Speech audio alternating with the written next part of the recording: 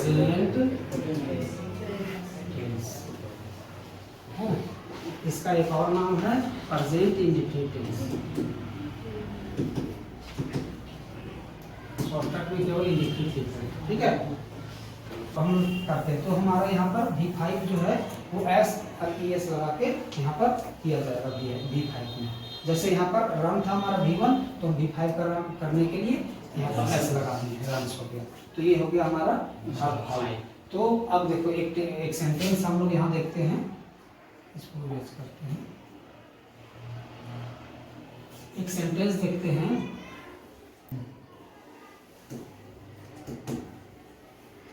सीमा Yeats, है ना। सीमा Yeats, इसका मतलब क्या हुआ? और सीमा Yeats mango,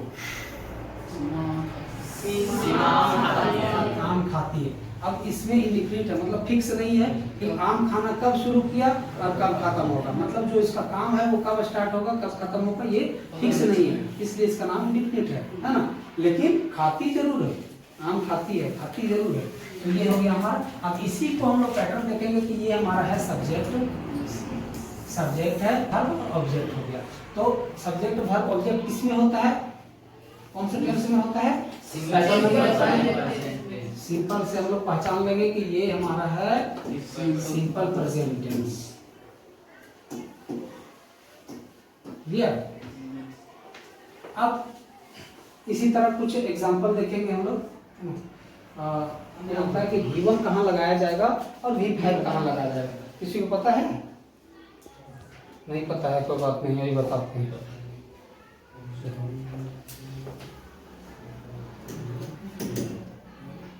singular plural,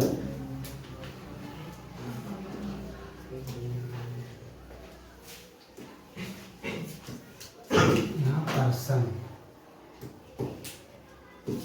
first person, second person and third person.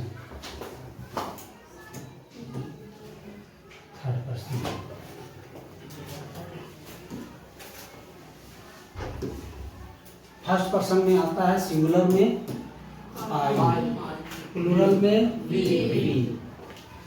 Second person में सिंगुलर में यू, प्लूरल में यू, और थर्ड पर्सन में आता है ही,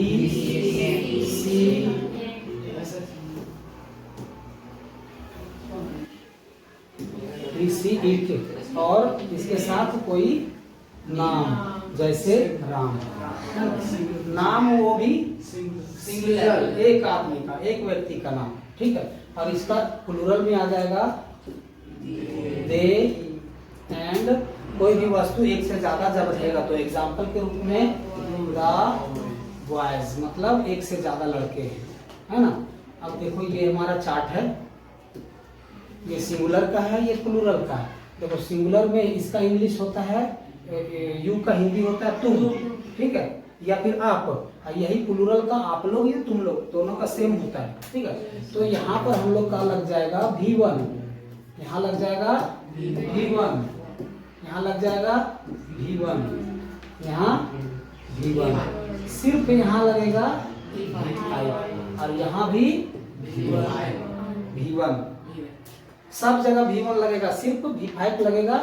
ही, सी, इट और कोई एक नाम, ही, सी, इट और कोई एक नाम, ये याद रखना कि हम अगर V1 और V5 कहाँ लगाएंगे ये समझने के लिए ही, सी, इट और कोई एक नाम रहेगा तो, ठीक है। तो ये याद रखना। चलो अब इसको मिटाते हैं। तो अब एक एग्जांपल है, जैसे मैं